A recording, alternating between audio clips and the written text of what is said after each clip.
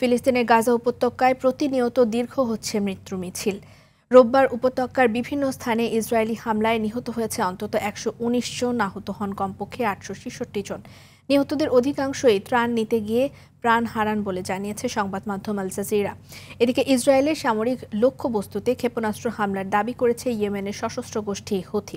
সামদানি প্রত্যয় রিপোর্ট।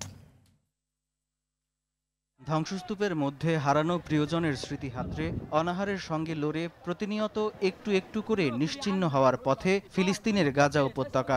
বিভিন্ন মহলের আলোচনা, বিশ্বজুড়ে নিন্দার ঝড়, কোনো কিছুকেই তোয়াক্কা করছে না নেতানিয়াহুর প্রশাসন।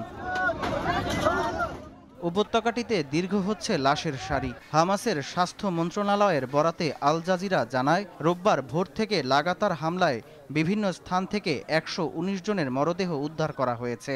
আহত হয়েছে প্রায় ৮৬৬ জন।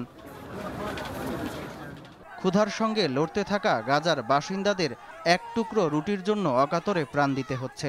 রোববার ত্রাণ নিতে গিয়ে ইসরায়েলি সেনাদের গুলিতে প্রাণ হারিয়েছে অন্তত ৬৫ জন।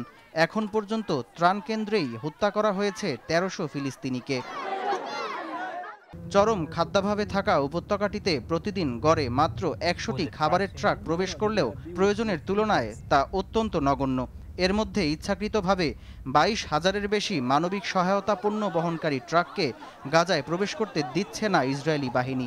গেল ২ সপ্তাহে গাজায় অপুষ্টিতে মারা গেছে অন্তত ৯৩ জন শিশু।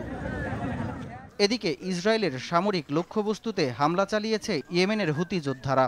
এই ড্রোনগুলো ইসরায়েলের ৩টি গুরুত্বপূর্ণ শহর তেল আবিব, আশকেলন ও হাইফায় নিক্ষেপ করা হয় বলে জানিয়েছে গোষ্ঠীটি। তবে সবগুলো ক্ষেপণাস্ত্র আকাশেই ধ্বংসের দাবি তেল আবিবের।